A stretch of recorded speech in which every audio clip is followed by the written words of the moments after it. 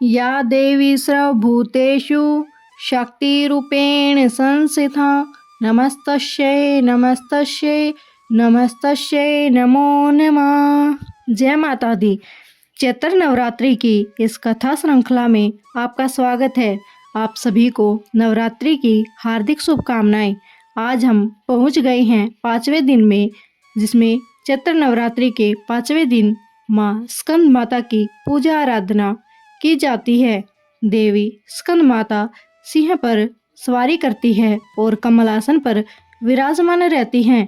इसके साथ ही उनकी 4 भुजाएं हैं। जैसे कि हम सब जानते हैं कि भगवान शिव और देवी पार्वती के सबसे बड़े पुत्र थे कार्तिकेय, और उनका एक नाम था स्कंद। तो आपको क्या लगता है, देवी स्कंद माता का संबंध कार्तिकेय से तो नहीं है?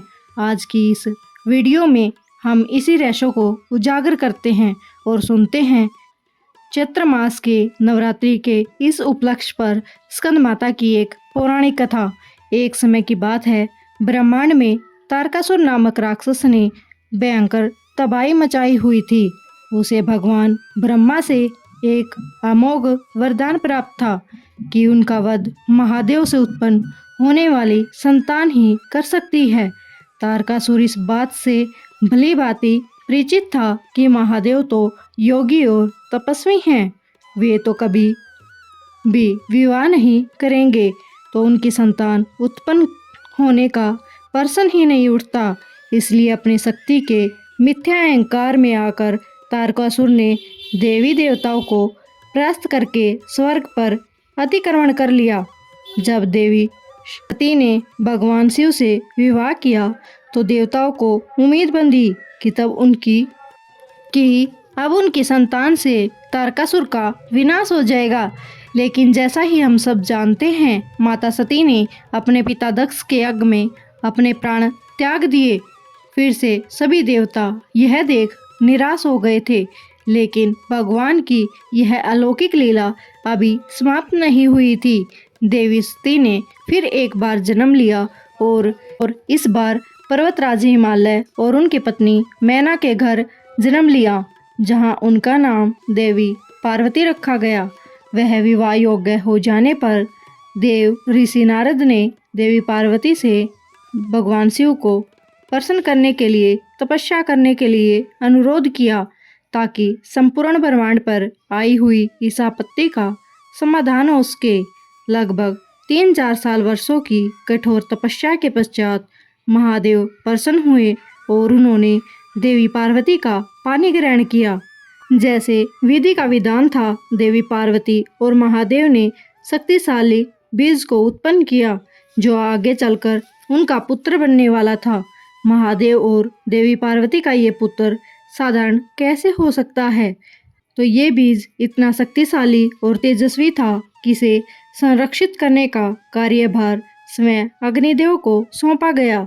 लेकिन अग्निदेव भी बीज के प्रचंड से अप्रभावित न रह पाए और उन्हें संभालने के प्रयास में वे निष्फल रहे। अंततः उन्होंने उस शक्तिशाली बीज को देवी गंगा को सौंप दिया। देवी गंगा ने इस देखभाल तो की, लेकिन देवी पार्वती यह अच्छे से जानती थी कि केवल वे ही इस बीज को संभाल पाएंगी, क्योंकि उसका तेज संपूर्ण ब्रह्मांड को भस्म करने में सक्षम था। देवी पार्वती ने जल का रूप धारण किया और उस बीज को संरक्षित किया, और कुछ समय पश्चात कार्तिकेय का जन्म हुआ। देवी पार्वती का ये रूप, जिसमें वे अपने कार्तिकेय का पालन पोषण करती हैं, इसे ही देवी स्कंद के नाम से जाना जाता है। जब कार्तिकेय का जन्म हुआ, उनके 6 मुख थे। ऐसा माना जाता है कि कार्तिकेय की देखभाल कुछ समय के लिए 6 ऋषियों की पत्नियों ने की थी, जिन्हें कर्तिका के नाम से जाना जाता है। उनकी 6 माताओं के नाम से ही बालक का नाम कार्तिकेय पड़ा।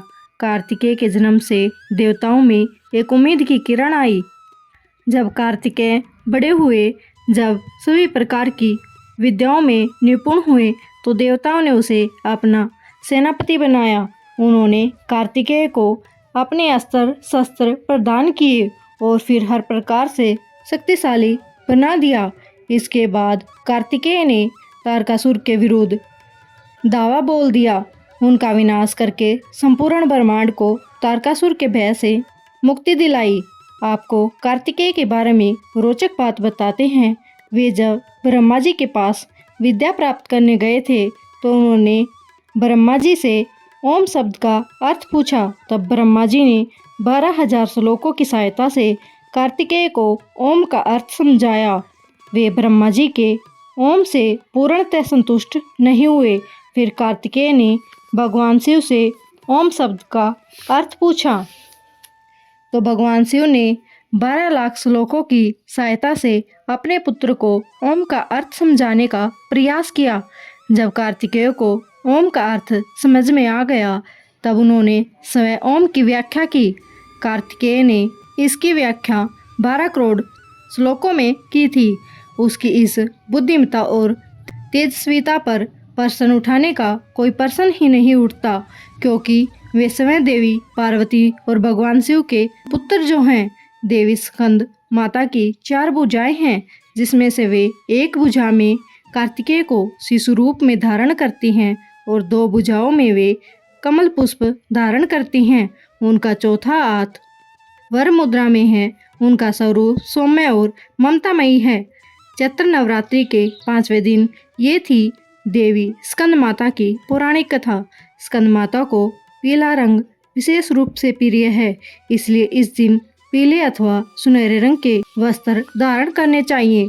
प्रातःकाल जल्दी उठकर स्नान आदि से शुद्ध होकर गंगा जल से पूजा के स्थान को शुद्ध करना चाहिए। इसके पश्चात चौकी पर पीला वस्त्र बिछाकर माता का विग्रह अथवा चित्र रख कर फिर उनकी पंचामृत से स्नान करें। पीले वस्त्र अर्पण करने चाहिए और पीले पुष्प अर्पित करने चाहिए। भोग के लिए पीले फल या पीली मिठाई अर्पण करें। माता को धनुष बाण अर्पण करना भी उत्तम माना गया है। हमारे भारतवर्ष में देवी स्कंद माता के 2 ही मंदिर स्थित हैं, एक वाराणसी और एक विदेशा मध्य प्रदेश में। इस मंदिर में नवरात्रि के दिनों में बहुत अधिक भीड़ देखने को मिलती है। माना जाता है कि स्कंद माता के दर्शन मात्र से ही दुखों का निवारण हो जाता है। तो ये थी चैत्र नवरात्र के उपलक्ष्य में स्कंद माता की पौराणिक कथा। ये आपको कैसी लगी कमेंट में ज़रूर बताएं।